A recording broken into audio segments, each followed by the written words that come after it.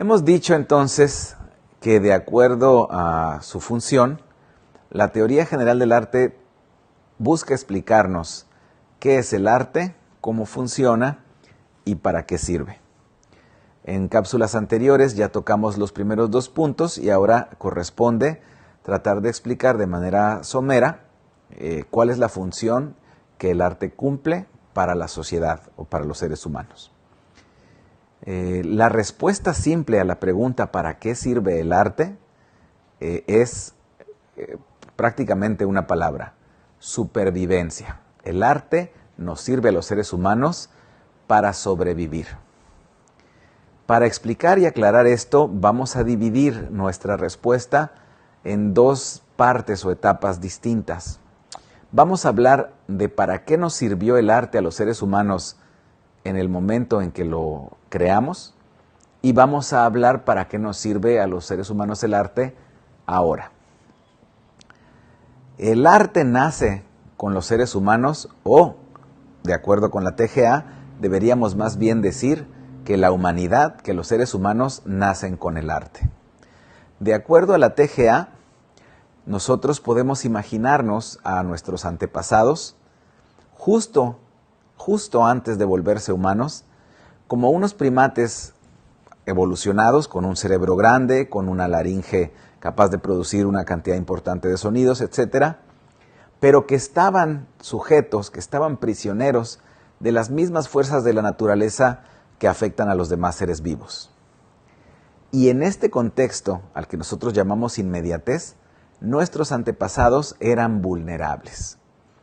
No fuimos y no somos una especie animal que cuente con fuertes garras, con poderosos colmillos, con una piel gruesa que nos proteja de los elementos o de las agresiones de los depredadores. Entonces, éramos una especie relativamente débil o vulnerable. Nuestros parientes cercanos, que serían los antepasados del hombre de Neandertal, habían abandonado África y habían ido colonizando el mundo, habían prosperado. Tenían un cerebro más grande que el nuestro y su cuerpo era un cuerpo más robusto, más fuerte. Y eso les había dado la ventaja y habían ido a conquistar el mundo. Nuestros antepasados, en cambio, se habían ido reduciendo a una pequeña porción de África, precisamente porque nuestro instrumental biológico no era lo más adecuado para sobrevivir. En ese punto, justamente, nuestros antepasados descubrieron el arte. Este descubrimiento podemos, en términos de la biología evolutiva, decir que nos sirvió como una adaptación evolutiva. El arte nos dio un poder, nos dio una ventaja que nos permitió sobrevivir, nos permitió luchar contra los leones y vencerlos, nos permitió luchar contra el frío y vencerlo, nos permitió vencer fuerzas de la naturaleza que hasta ese momento nos habían tenido sojuzgados. Hemos visto, cuando hablamos de cómo funciona el arte, que el arte toma o usa el mecanismo del instinto y luego a partir de ahí realiza una representación. Vamos ahora a tratar de explicar cómo nuestros antepasados con esa representación adquirieron el poder que les permitió vencer a las fieras y a los elementos. Imaginen ustedes que para nuestros antepasados un león no existía como amenaza hasta el momento justo en que ese león estaba al acecho dispuesto a atacarlos. Solamente en ese momento para ellos empezaba a existir esta amenaza que se llamaba león. Y en ese momento no tenían más remedio que huir o luchar. Sin embargo, no eran suficientemente fuertes como para vencer al león en la lucha y era difícil para ellos vencer al león siquiera en la huida. Tampoco éramos los corredores ni los trepadores más eficientes del mundo animal. Estábamos en desventaja y no podíamos pensar en el león y por lo tanto no podíamos planear ninguna manera de defendernos o de atacarlo. Simplemente reaccionábamos en el instante.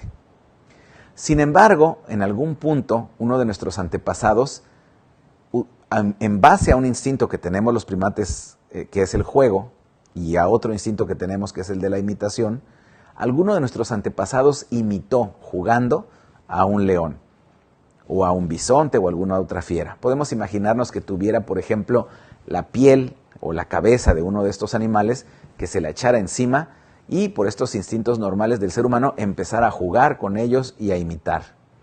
En este punto nace la representación. En este punto, los compañeros de ese antepasado nuestro, lo que vieron por primera vez en la historia del mundo fue una especie de león que se veía como un león, se movía más o menos como un león y nos daba miedo igual que un león, pero no podía comernos como un león porque era un león de mentira, un león representado. Al hacer esto, nos vimos libres de la necesidad de huir y nos vimos en la oportunidad de observar a este león y de aprender cómo es el león y de comprenderlo y de asignarle a ese león un nombre y una identidad. Pudimos compartir entre todos, pudimos señalar a ese león de mentira y ponerle un nombre, y los demás podían saber que estaban hablando de lo mismo que nosotros. Una vez que hicimos eso y le asignamos una identidad a ese león, de repente resultó que el león representado, aunque no era igual a ningún león de verdad, se parecía a todos los leones. No nada más a los leones que estaban al acecho en este momento, sino también a los leones que estaban descansando, a los leones que vimos hoy, a los que vimos ayer y a los que veríamos mañana. La representación nos permitió asignarle una identidad al león, y al asignarle esta identidad al león, pudimos pensar en el león y hablar del león, aun cuando el león no estuviera presente. Esto nos dio de manera automática un poder al que nosotros en la TGA llamamos mediatez. Y la mediatez es la posibilidad de ejercer efectos a distancia. Por ejemplo, una vez que identificamos a los leones, una vez que les dimos su identidad, pudimos planear y poner una distancia en el tiempo. Pudimos decir, el león pasa todos los días por este camino. Voy a poner una trampa aquí, ahora que no hay ningún león y estoy seguro y a salvo. Me voy a ir a descansar y cuando regrese mañana el león va a haber caído en esa trampa. Cuerpo a cuerpo, kilo por kilo, puños contra garras, no podíamos vencer al león. Pero una vez que fuimos capaces de afectar al león con una diferencia en el tiempo, una vez que pude yo hacer algo hoy que tuviera un efecto después sobre el león, empezamos a poder vencer a los leones. También descubrimos que podíamos afectar al león a la distancia en el espacio. Podíamos ver las huellas del león, saber que el león caminaría por una vereda, colocarnos en la parte alta de un árbol o de una roca y desde ahí lanzarle piedras al león. A salvo, lejos del alcance de sus garras, afectar a ese león. Una vez más, esta distancia en el espacio nos dio el poder de vencer a un león que de otra manera seguramente nos habría comido. En fin, la mediatez producida por el arte, por la representación, se manifiesta entonces de tres maneras, como una distancia emocional, temporal o espacial. Estas tres formas de distancia nos permiten a los seres humanos tener efectos sobre otros seres vivos o otras fuerzas de la naturaleza que no podríamos tener sin esa representación.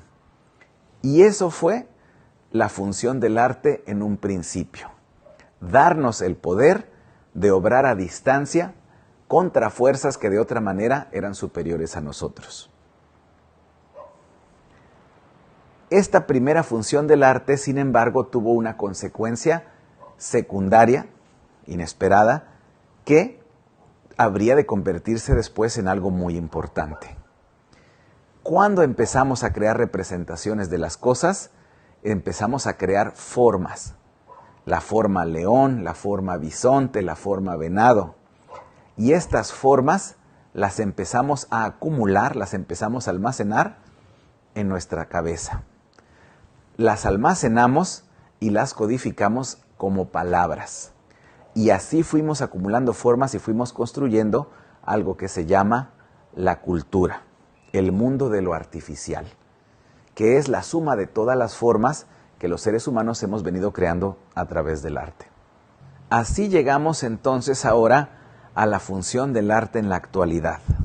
Si la función original del arte fue convertirnos en seres humanos, al dotarnos del poder de la inmediatez y al dotarnos de las identidades creadas por nosotros que se sumaban en nuestra cabeza, de manera que empezamos a tener lo que se ha llamado tradicionalmente un cuerpo y una mente, siendo la mente precisamente la suma de estas formas creadas por el arte que tenemos en nuestra cabeza. Bueno, la función del arte fue convertirnos en humanos, pero una vez que nos convertimos en humanos, el arte no dejó de ser necesario, no dejó de ser útil. ¿Por qué? Porque las formas que habíamos creado con el arte y que habíamos ido almacenando en nuestra cabeza y que habíamos luego compartido en forma de cultura, están sujetas desafortunadamente a un fenómeno que nosotros llamamos la ley de pérdida de resolución. Y esta ley de pérdida de resolución, de manera sencilla, lo que quiere decir es que todas estas formas sumadas que componen lo que es mi mente y que colectivamente componen lo que es la cultura, para transmitirlas a la nueva generación, eso no va a suceder de manera biológica automática. Un hijo mío no va a recibir genéticamente la cultura, en este caso, por ejemplo, mi cultura como mexicano. Lo quiere decir que yo voy a tener que transmitirle la cultura a mi hijo a través del lenguaje y de otras formas de educación. En esta transmisión de la cultura de una generación a otra, la información que estaba en mi cabeza se deteriora, pierde significado, pierde articulación.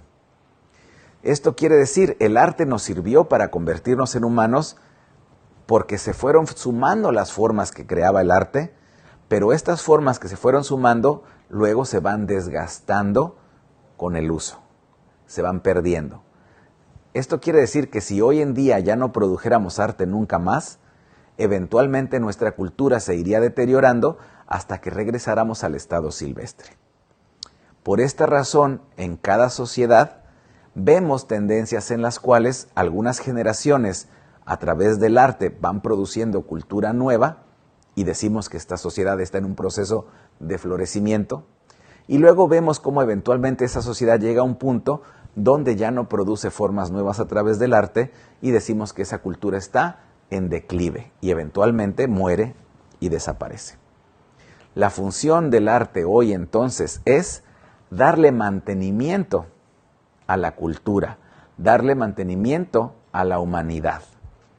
Sigue siendo la supervivencia el objetivo básico, pero la supervivencia hoy ya no implica convertirnos en humanos para defendernos de las fieras.